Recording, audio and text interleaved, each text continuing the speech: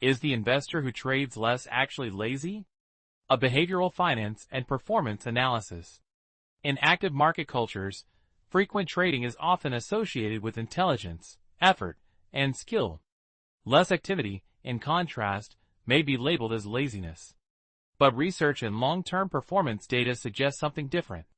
Lower activity is often a sign of discipline, structure, and strategic clarity, not laziness. 1. Activity bias. Why we equate action with effort. Humans are wired to prefer action over inaction.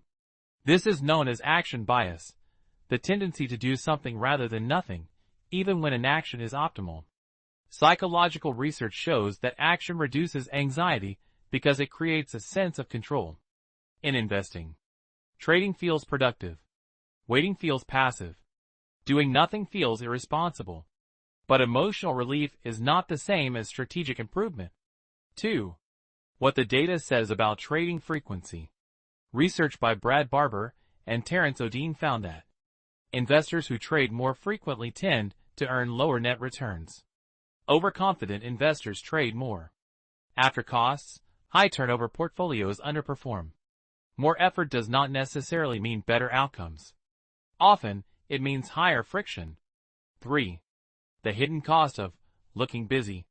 Frequent trading increases transaction costs, tax drag, emotional volatility, decision fatigue. Psychologist Daniel Kahneman demonstrated that frequent evaluation increases perceived losses, myopic loss aversion. More monitoring, more stress, more reactive decisions. The investor who trades less may simply be protecting compounding from behavioral noise. 4. Patience requires strength, not laziness.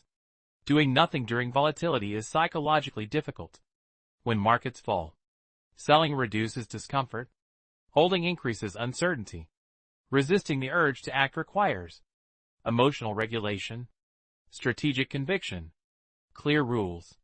Investors influenced by Warren Buffett often emphasize that inactivity can be a competitive advantage. The market does not reward constant movement. It rewards selective action. 5. Low activity versus no discipline. There is a difference between strategic inactivity, defined rules, long-term thesis, structured rebalancing, automated contributions, and negligent inactivity. No monitoring, no asset allocation control, no risk awareness. The first is discipline. The second is neglect.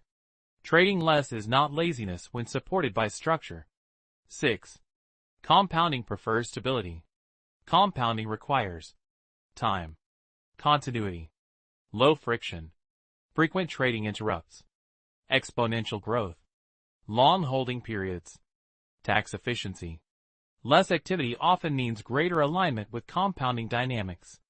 7. Identity and cultural pressure. Modern investing culture glorifies fast decisions, rapid gains, constant updates.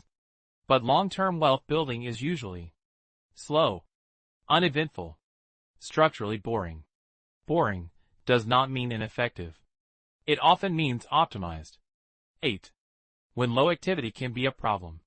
Low trading can be harmful if allocation drifts significantly, risk tolerance changes, fundamentals deteriorate, review discipline disappears.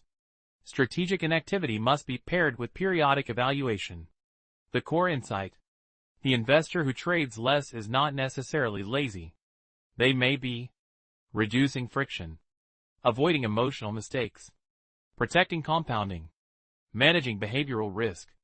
In investing, effort is not measured by activity.